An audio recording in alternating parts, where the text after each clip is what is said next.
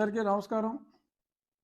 ఈరోజు ఉదయం 11 గంటల నుంచి 12 గంటల వరకు డాక్టర్ సునీత స్వర్గీయ అంటే అతి దారుణంగా చంపబడ్డ వైఎస్ వివేకానంద రెడ్డి గారి ఏకైక కుమార్తె తను ఢిల్లీలో తనకు జరిగిన కష్టం గురించి వివరించి ఇటువంటి కష్టం మరెవరికి రాకుండా ఉండాలి అంటే ఈ పనికి మాలిన దరిద్రపు ప్రభుత్వాన్ని దించటం తప్ప ఇంకొక ఆల్టర్నేటివ్ లేదు అని చాలా స్పష్టంగా చెప్పింది. అద్భుతంగా తను ఒక ప్రొఫెషనల్ డాక్టర్ అయినా కూడా చాలా అద్భుతంగా తన ఆలోచనల్ని ప్రజలతో పంచుకుంది. విలువలు, విశ్వసనీయత, మాట తప్పను, మడమ తిప్పను, నా అక్క చెల్లెమ్మలు, ఇవన్నీ ఉత్తి మాటలేనా, నీటి మూటలేనా అని తను తన సోకాల్డ్ సహోదరుణ్ణి ప్రశ్నించింది. ఎందుకు ఇటువంటి మాటలు, చెప్పేదొకటి చేసేదొకటా అని చెప్పి తను ప్రశ్నించిన తీరు అత్యంత ముదావహం. ఆ మాటల్లో బాధ, కోపం, నిస్సహాయత కూడా కనపడింది. నిస్సహాయత అని ఎందుకు అంటున్నానంటే, నా ప్రయత్నం నేను చేస్తున్నా, మరి ఎవరికి ఇలా జరగకూడదని. డాక్టర్ సుధాకర్ని కొట్టి చచ్చేలా చేశారు. Nobody to question. ఇంకొక అతన్ని డ్రైవర్ సుబ్రహ్మణ్యాన్ని పార్సిల్ చేసి పంపేశారు. Nobody to question.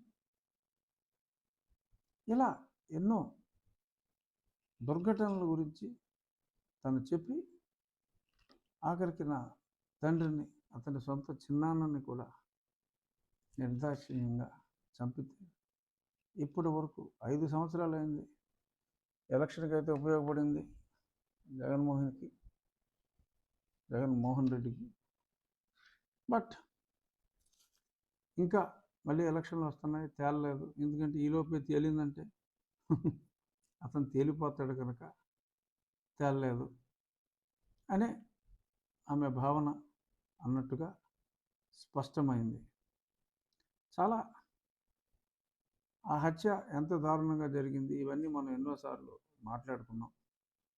హత్య జరిగిన తర్వాత అంటే తను ఇంగ్లీష్లో చెప్పింది కాబట్టి నేను ఆమె చెప్పిందే నాకు తెలిసిన మరిన్ని వివరాలు జోడించి చెప్తున్నా. హత్య జరిగిన తర్వాత ఎవరో కూడా అనుమానించరు, నిజంగానే ఎవరో గిట్టని వాళ్ళే, అంటే సొంత వాళ్ళ మీద అనుమానం రాలా. తను కూడా అలా అనుకుంది. మరి ఆ తర్వాత ముందుగా కంగారు పడి జగన్మోహన్ రెడ్డి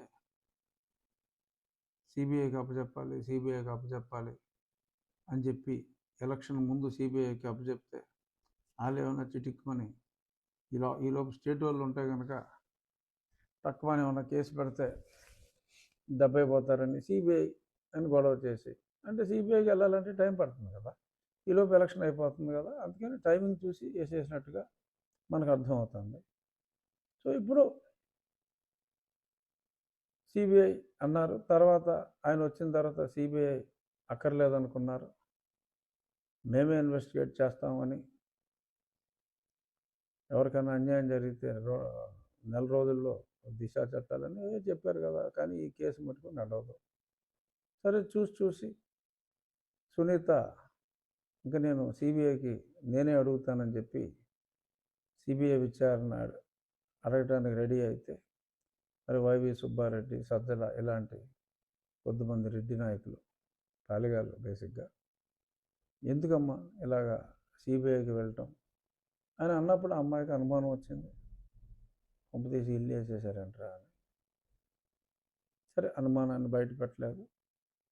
వాళ్ళ అన్నయ్యని, ముద్దుల అన్నయ్యని కలిసి ఏదో రక్త సంబంధంలో ఈవిడ సావిత్రి, ఆయన ఎన్టీ రామారావు అనుకుని ఉంటుంది పాపం పిచ్చి తల్లి. వెళ్ళి అన్నయ్య అన్నయ్య అని చెప్పి అడిగితే ఏమవుతుంది? సిబిఐకి వెళ్తే నా మీద 11 కేసులు ఉన్నాయి, 12వ కేసు అవుతుంది. అవినాష్ రెడ్డి బీజేపీలో జాయిన్ అయిపోతాడు. అంటే తన బాధ తను చెప్పుకుంటూ ఉంటే 11వ కేసుకి 12వ కేసు అవుతుంది అంటే అవినాష్ రెడ్డి మీద 11 కేసులు లేవు, ఇతని మీద 11 కేసులు ఉన్నాయి, 12వ కేసు అవుతుందంటే బై మిస్టేక్ అంతరాత్మ అలా పలికించిందా మర్డర్లో తిని ఉన్నాడని? మరి ఎందుకు ఆ మాట అని ఉంటాడు జగన్మోహన్ రెడ్డి? 12వ కేసు అవుతుంది నా మీద అని అనవలసిన అవసరం ఏమిటి అనేది ఇక్కడ విజ్ఞులైన టీవీ ప్రేక్షకులు ఆలోచించండి. స్మెల్ రాట్లా? అమ్మాయి సిబిఐ విచారణ అడిగితే నా మీద 12వ కేసు అవుతుందని చెప్పి నేను ఎందుకు అన్నాడు చెప్పమా? Please think, point to be noted, note చేయండి. అలాగే అవినాష్ రెడ్డి బీజేపీలోకి వెళ్ళిపోతాడు అంటే అవినాష్ రెడ్డి ద్వారా చేసినట్టు మరి ఆయన చెప్పకనే చెప్పాడా? మరి ఇలా అన్న తర్వాత మరి డాక్టర్ సునీతకు అనుమానం ఎక్కువైంది, కానీ బయటపడలేదు. తను పోరాడింది. సిబిఐ విచారణకి హైకోర్టు ఆదేశించింది. జగన్మోహన్ రెడ్డి గారి అభిష్టానికి విరుద్ధంగా మరి వాళ్ళు ఎంక్వైరీ మొదలుపెట్టారు. ఆ తర్వాత మరి ఒక షేప్కి వచ్చింది. మధ్యలో గౌరవ్ అధికారి ఎవరు ఉన్నారు, మరి ఆ అధికారిని వీళ్ళు మొత్తం మీద చివరిలో ఎందుకనో అతన్ని మార్చారు.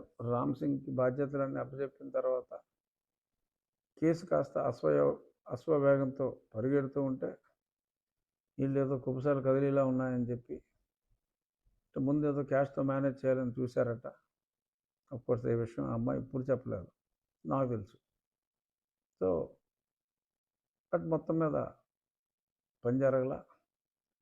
ఎప్పుడైతే కేసు స్పీడ్గా ముందుకెళ్తే మరి పైదాకా వస్తుందనుకున్నారో ఏమో, రివర్స్ కేసులు మొదలుపెట్టారు సిబిఐ మీదే. వామ్మో, నన్ను తిట్టేస్తున్నాడు, నా మీద ప్రెషర్ పెడుతున్నాడు, ఈయన నన్ను కొట్టేస్తున్నాడు, ఇలా సాక్ష్యం చెప్పమన్నాడు, అది ఇది అని చెప్పి వాళ్ళు చెత్త కేసులు పెట్టడం మొదలుపెట్టి సిబిఐని భయపెట్టి మరి అప్పుడు సిబిఐ డిసెంబర్ 21న వాళ్ళు పలాయనం చిత్తగించారు. జనవరి 22 వరకు వాళ్ళు పలాయనం చిత్తగించారు. ఆ తర్వాత రియల్ ఇన్వెస్టిగేషన్ మొదలైంది. మళ్ళీ పట్టు వదలని లేడీ విక్రమార్క సునీత సుప్రీంకోర్టుకు వచ్చి ఇది జరిగింది, ఇలా జరుగుతుంది, ఇంకెక్కడైతే ఎవడో ఇన్వెస్టిగేషన్ చేయలేడు, సిబిఐని ఇలా బెదిరించేస్తే ఇంకేం చేయగలరు అంటే హైదరాబాద్కి మార్చమని అడిగితే వాళ్ళు హైదరాబాద్కి మార్చి ఆ తర్వాత మళ్ళీ వేగం పుంజుకుంది. అలా వేగం పుంజుకున్న తర్వాత భాస్కర్ రెడ్డి ఐఎస్ తనని అరెస్ట్ చేయడం అయింది. అవినాష్ రెడ్డి పేరు కూడా చేర్చడం అయింది. కానీ సేమ్ అభియోగం భాస్కర్ రెడ్డి మీద, అవినాష్ రెడ్డి మీద.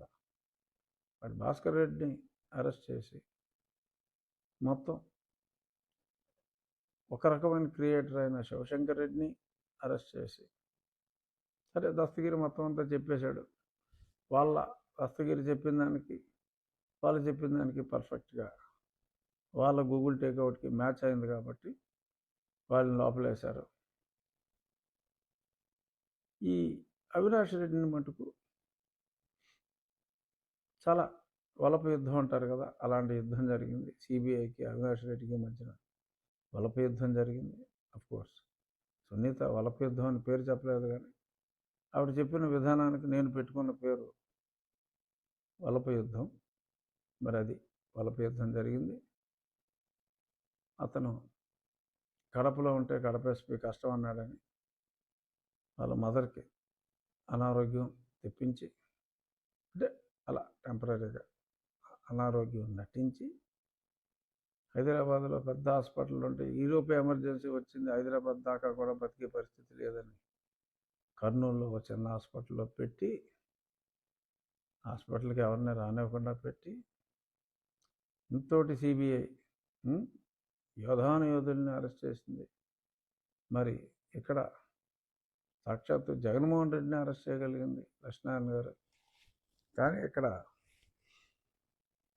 వాళ్ళు సహాయం కోసం అప్పటి కర్నూలు ఎస్పీని అభ్యర్థిస్తే, అమ్మో ఈయన అసలు పెద్ద నాయకుడు, ఇలాంటి నాయకుడిని పట్టుకుంటే అసలు లా అండ్ ఆర్డర్ రాష్ట్రం అంతా మంటల్లోకి వెళ్ళిపోతుందని చెప్పి వాళ్ళు రిపోర్ట్ ఇవ్వటం, వీళ్ళు గట్లనే అని చెప్పి హైకోర్టు స్టే ఇచ్చేదాకా వాళ్ళు అక్కడే పులిందులో అల్లీళ్ళు ఆ కర్నూలులో కాపలా కాయటం, ఎవరో చూడటానికి వీల్లేదంటాం, కొంతమంది నటీమణులు వెళ్ళి ఆవిడని పరామర్శించటం, వామ్మో ఎంత సీరియస్గా ఉందో బాబో అని చెప్పి వాళ్ళు చెప్పటం, ఈ డ్రామా ప్రదర్శనలన్నీ నడిచినాయి. తర్వాత ఎప్పుడైతే బెయిల్ వచ్చిందో ఆవిడ లేచి వెళ్ళిపోయింది వాళ్ళ ఇంటికి. ఈయన సేఫ్ అయిపోయాడు, బెయిల్ ఇచ్చింది కోర్టు అని తను సునీత చెప్పడం జరిగింది. ఇది ఆవిడ చెప్పిందే నేను చెప్తున్నా, ఆవిడ ఇంగ్లీష్లో చెప్పిందాన్ని నేను కొంచెం విశదీకరించి చెప్తున్నా అంతే. సో ఆ రకంగా అప్పటితో ఆ కేసు ఫర్దర్ ఎక్కువగా విచారించలేదు. కానీ ఇక్కడ ఒక మంచి ట్విస్ట్ ఏంటంటే, చీఫ్ సెక్రటరీ, అప్పటి చీఫ్ సెక్రటరీ, అంటే అప్పటికే రిటైర్ అయిపోయిన చీఫ్ సెక్రటరీ, మరి రాష్ట్రానికి ఆయన చాలా సిన్సియర్ ఆఫీసర్, అందులో ఎటువంటి ఇది లేదు, is a very good officer, honest officer. కానీ పాపం ఆయన ఒక కుల చట్టంలో ఇరుక్కుని జగన్మోహన్ రెడ్డి గారి మాయ మాటలు నమ్మి నేను ఎలాగా మోసపోయాను, అలాగే పాపం తను కూడా రాష్ట్రానికి ఏదో మంచి చేయడానికి ఎంత సపరేట్గా పుట్టాడు ఈయన, విజయమ్మ గర్భాన, అతను మా ఆర్డినరీ ఫెలో కాదు అని పాపం ఆయన మిస్టేక్ అయ్యి ఈయన దగ్గరికి చేరాడు ఆయన. సో అప్పుడు ఈ రాష్ట్రాన్ని ఎలా బాగు చేయాలి, ప్రజలను ఎలా మోసం చేయాలి అనే గుడ్ మార్నింగ్ మీటింగ్స్ జరుగుతూ ఉండేయట. మరి ఆ రోజు ఉదయం 5:30కి, 5కే మొదలైతే 5:30 సమయంలో ఎవరో వచ్చి మీ మిస్సెస్ పిలుస్తున్నారని చెప్పి ఈయనకి చెప్పటం, ఈయన పైకి వెళ్ళి మళ్ళీ కిందకు వచ్చి Vivekananda Reddy is no more, so